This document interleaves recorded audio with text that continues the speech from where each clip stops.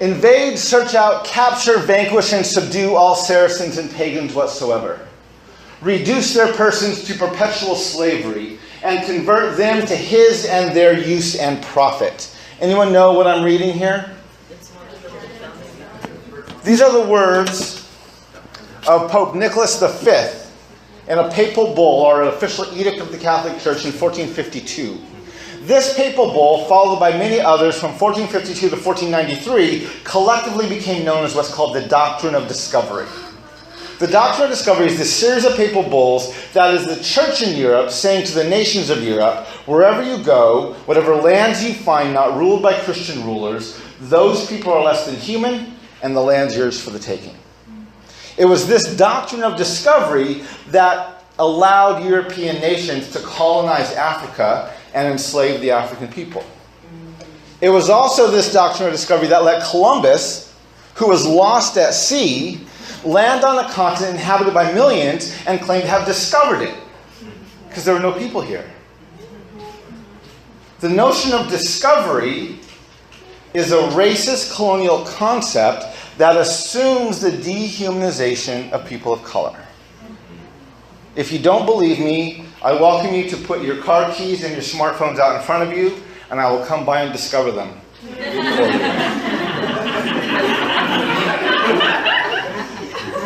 Discovery requires the dehumanization of the people who are already there. Otherwise, I would be stealing them.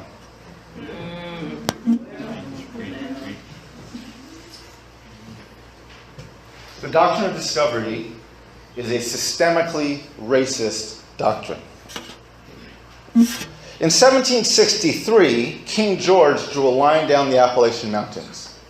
And he said to the colonies that they no longer had the right of discovery of all lands west of Appalachia. This upset the colonists, and so they wrote a letter of protest. In their letter, they accused the king of raising the conditions of new appropriations of land. They went on in this letter to write that he has excited the domestic insurrections amongst us and has endeavored to bring on the inhabitants of our frontiers the merciless Indian savages. They signed this letter July 4th, 1776.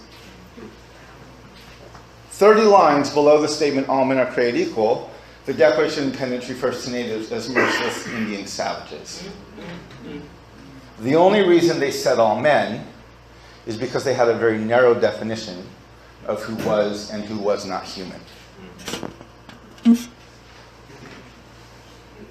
There it is, right here. Merciless Indian savages.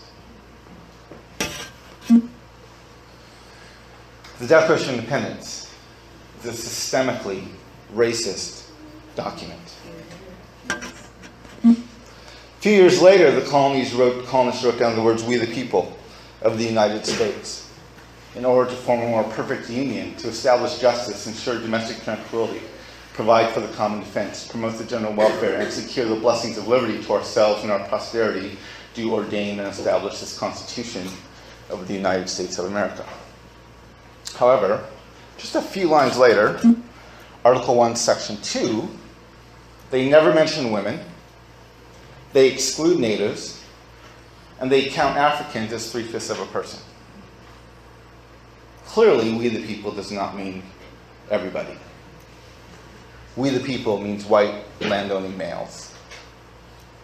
Now maybe you're thinking, but wait, we corrected that. Yeah, and then about 90 years later, we passed the 14th Amendment.